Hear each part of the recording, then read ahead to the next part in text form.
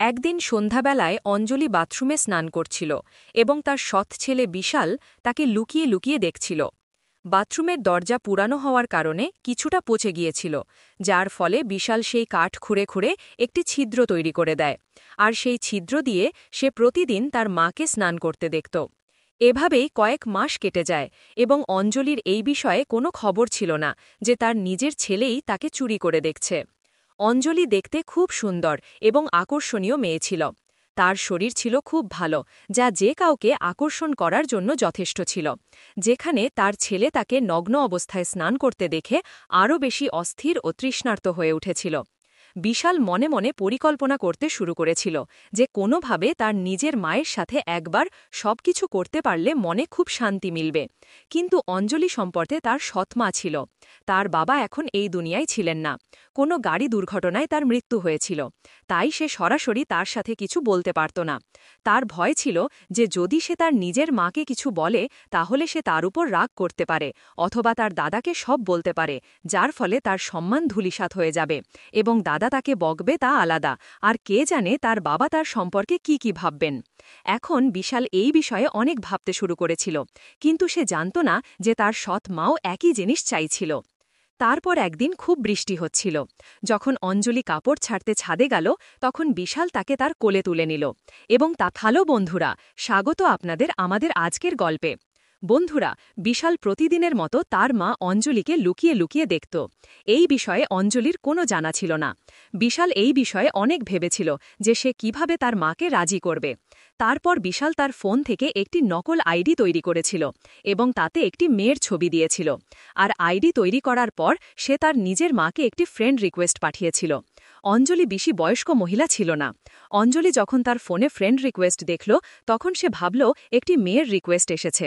অঞ্জলি request accept করল এবং অঞ্জলির এমন করায় বিশালের কাজ আরও সহজ হয়ে গিয়েছিল। বিশাল যখন রিকোয়েস্ট পাঠিয়েছিল, তখন সে তার মায়ের সাথে ঘনিষ্ঠতা বাড়ানোর চেষ্টা করছিল। সে তার কাছে গিয়ে বসত, তার সাথে হাসি ঠাট্টা করত এবং যদি সে কোথাও বসে থাকত তাহলে সে ইচ্ছে করে তার সাথে লেপ্টে বসার চেষ্টা করত। এই বিষয়টি অঞ্জলিও লক্ষ্য করছিল, কারণ বিশাল তার সাথে হাসি ঠাট্টা করতে শুরু করেছিল। সে তার কাছে হাসি ঠাট্টা করত, এতটা লেপ্টাচেত যে অঞ্জলিরও মনে হতে শুরু করেছিল যে সম্ভবত তার ছেলে তার থেকে আরও কিছু চাইছে। একদিন বিশাল অঞ্জলিকে বলতে শুরু করল, অঞ্জুমা, তোমার কোনো বয়ফ্রেন্ড নেই কি? অঞ্জলি বলল, এ কি ধরনের কথা বলছো? কিছু বুঝছো কি? আমি তোমার মা। তখন বিশাল বলে, দেখো অঞ্জুমা, বাবাকে গেছে ৩ বছর হয়ে গেছে এবং এখন তোমার বয়সে বা কত? আমি চাই না যে তুমি সংকুচিত হয়ে জীবন কাটাও। তোমারও জীবন উপভোগ করার অধিকার আছে। যদি কেউ থাকে তবুও আমার কোনো আপত্তি নেই। এতে অঞ্জলি বলল, না, আমার কোনো বয়ফ্রেন্ড নেই এবং আমি এসব বিষয়ে কোনো আগ্রহও নেই। আমি এই ধরনের মহিলা নই। আমি এই ধরনের কোনো কাজে কোনো আগ্রহ নেই। বিশালের মনে তখন লাড্ডু ফুটতে শুরু করেছিল। সে ভাবতে শুরু করেছিল যে যদি তার কোনো বয়ফ্রেন্ড না থাকে তাহলে তার ভেতরের ইচ্ছাগুলো নিশ্চয়ই জাগ্রত হবে। কিন্তু তবুও সে অজানা হওয়ার অভিনয় করতে শুরু করল এবং বলল, অঞ্জুমা, যদি কেউ থাকে তুমি আমাকে বলে দাও। আমি কাউকে কিছু বলবো না। তুমি আমাকে তোমার বেস্ট ফ্রেন্ড মনে করতে পারো। এখন তুমি এটা মনে করো না যে আমি তোমার ছেলে। তুমি আমাকে তোমার বন্ধুই মনে করো, তোমার দোস্ত মনে করো। অঞ্জলি বলল, না না বিশাল বেটা, আমার কোনো বয়ফ্রেন্ড নেই এবং আমি এই ধরনের কাজ করি না এবং কখনো করবও না। বিশাল তার পরিকল্পনায় লেগেছিল এবং এখন সে অঞ্জলির কাছে সেই মেয়ের আইডি থেকে মেসেজ করা শুরু করল। এখন এদিক থেকে মেয়ের মেসেজ আসলে অঞ্জলিও মেসেজের হাই হ্যালোর রিপ্লাই দিল। কিন্তু অঞ্জলি কি জানত যে তার নিজের ছেলেই তাকে মহিলা সেজে কথা বলছে এবং আগামীতে তার সাথে কি হতে চলেছে।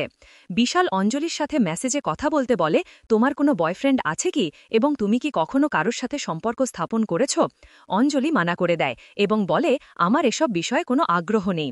ঠিক তখনই বিশালের তরফ থেকে একটি মেসেজ আসে এবং বলে, তোমার একটি বয়ফ্রেন্ড বানিয়ে নেওয়া উচিত। তার সাথে তুমি সব কিছু করতে পারো। এতে তুমি খুব ভালো বোধ করবে এবং অনেক আনন্দও পাবে। আর আমি তো আমার ছেলের সাথেই অনেক উপভোগ করি।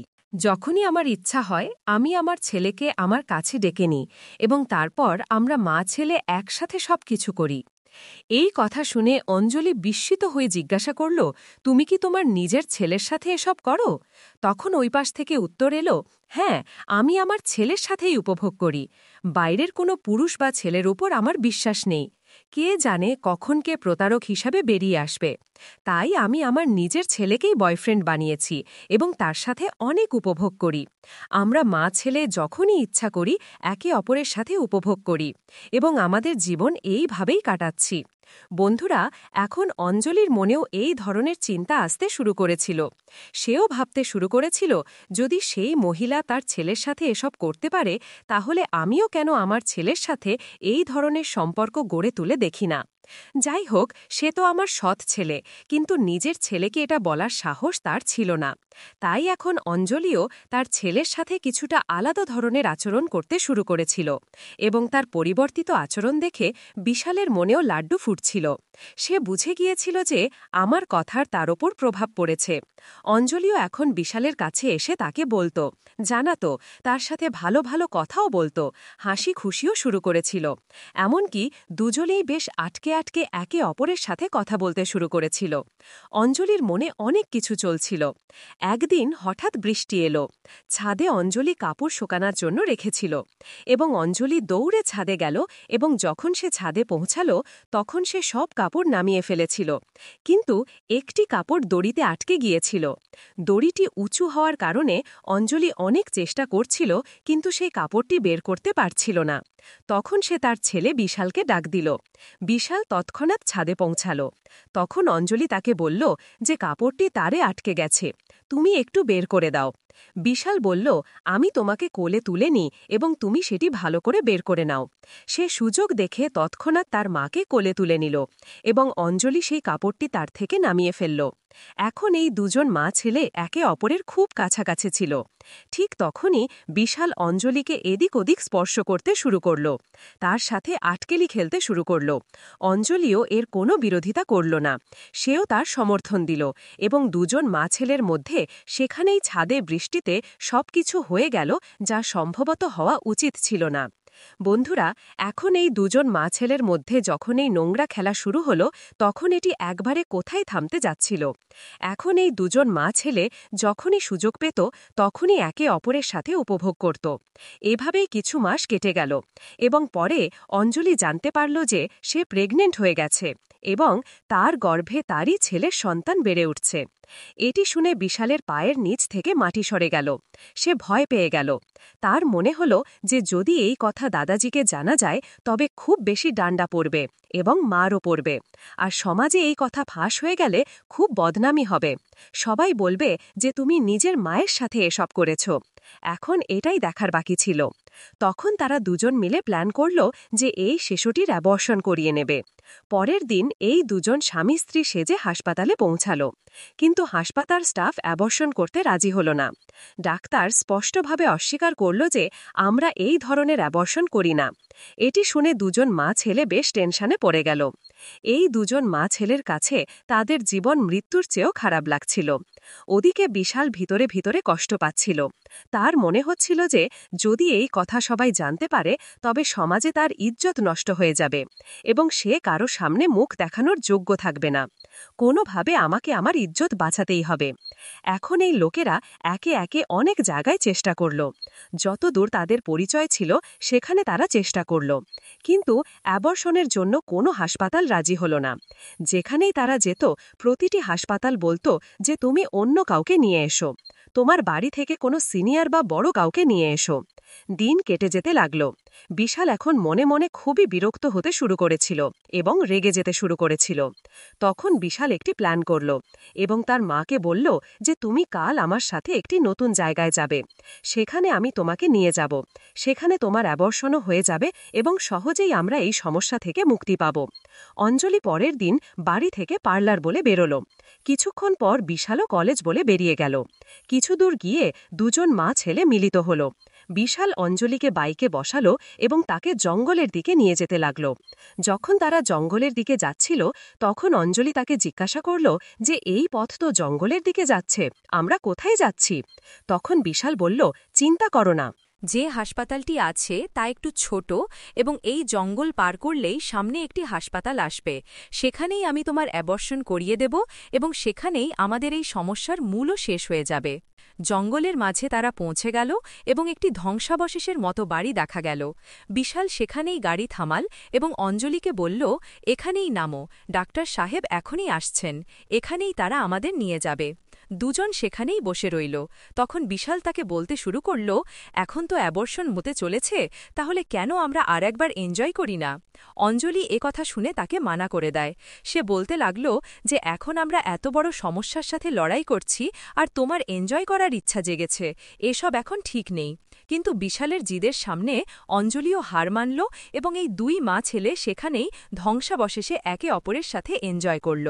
এনজয় করতে করতে বিশাল তার পিছনের পকেট থেকে কিছু বের করে অঞ্জলির মাথায় কয়েকবার মারল, যার ফলে অঞ্জলির মৃত্যু হল এবং সে অঞ্জলিকে সেখানেই কবর দিল। সেখান থেকে সরাসরি সে তার বাড়িতে এসে চুপচাপ বসে রইল এবং এমনভাবে থাকতে লাগল যেন কিছুই হয়নি। যখন সকাল থেকে সন্ধ্যা হয়ে গেল এবং অঞ্জলি বাড়িতে ফেরেনি, তখন দাদাজির টেনশন বাড়তে লাগল। তিনি জিজ্ঞাসা করতে লাগলেন, বিশাল, তুমি কি অঞ্জলিকে দেখেছ? অঞ্জলি এখনও কেন ফেরেনি? একটু খোঁজ করো। তারপর সব জায়গায় অঞ্জলিকে খোঁজা হলো, কিন্তু সে কোথাও পাওয়া গেল না। ধীরে ধীরে দিন কেটে গেল, পুরো রাত কেটে গেল, কিন্তু অঞ্জলির কোনো খোঁজ পাওয়া গেল না। তখন পরের দিন দাদাজি পুলিশের কাছে গিয়ে রিপোর্ট করলেন। তখন পুলিশ তাদের তদন্ত শুরু করল। পুলিশ অঞ্জলির পার্লারে গিয়ে খোঁজ নিল। অঞ্জলি সেই দিন পার্লারে আসেনি। পুলিশ তো পুলিশই, তার সন্দেহ সবার ওপর হয়। পুলিশ বিশালের কলেজে গিয়ে জিজ্ঞাসা করলে জানা গেল যে সেদিন সে কলেজে আসেনি। তখন বিশালকে জিজ্ঞাসাবাদ করা হলো যে তুমি সেদিন কোথায় গিয়েছিলে? তখন বিশাল বলল, আমি কলেজ পর্যন্ত গিয়েছিলাম, কিন্তু আমি ফিরে এসেছিলাম, আমি কলেজের ভিতরে যাইনি। পুলিশ তাকে বেশ কঠোরভাবে জিজ্ঞাসাবাদ করল, কিন্তু সে তখনও ভেঙে পড়ল না। তাই পুলিশের ধারণা হল যে হতে পারে এতে সে জড়িত নয়। ধীরে ধীরে এই বিষয়ে অনেক সময় কেটে গেল, কিন্তু কেস এখনও কোনো সিদ্ধান্তে পৌঁছাতে পারেনি। তারপর একদিন অঞ্জলির সম্পর্কে তথ্য সংগ্রহ করতে চাইলেন। তখন পুলিশ এই কেসকে নতুনভাবে দেখতে শুরু করল এবং অঞ্জলির পুরনো থেকে পুরনো সোশ্যাল মিডিয়া অ্যাকাউন্ট খুঁজে বের করা হল এবং সোশ্যাল মিডিয়া অ্যাকাউন্টে একটি নতুন আইডি পাওয়া গেল, যে আইডি থেকে বিশাল তার সাথে মহিলা সেজে কথা বলত। তার আইপি অ্যাড্রেস থেকে বিশালের খোঁজ পাওয়া গেল যে এই আইডি বিশাল চালাচ্ছিল এবং সে নিজের মায়ের সাথে এইভাবে সোশ্যাল মিডিয়ার মাধ্যমে কথা বলছিল। পুলিশ তৎক্ষণাৎ তাকে গ্রেফতার করল। বিশালকে গ্রেফতার করার পর যখন পুলিশ তাদের পদ্ধতিতে তাকে জিজ্ঞাসাবাদ করল এবং কঠোরভাবে এগিয়ে এলো, তখন বিশাল পুরো ঘটনা পুলিশের সামনে বলল এবং কথা শুনে তার দাদাজি এবং অঞ্জলির বাবার পায়ের নিচ থেকে মাটি সরে গেল যে এই দুই স্বগোত্র মা ছেলে একে অপরের সাথে এই ধরনের কাজ করছিল।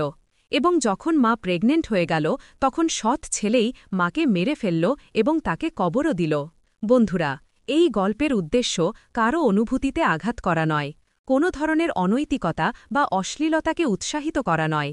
এই গল্প একটি বার্তা হিসাবে সমাজকে সচেতন করার জন্য বলা হয়েছে, যাতে মানুষের মধ্যে সচেতনতা ছড়িয়ে দেওয়া যায়, মানুষ যাতে জানতে পারে যে সমাজে কী ধরনের অপরাধ ঘটছে।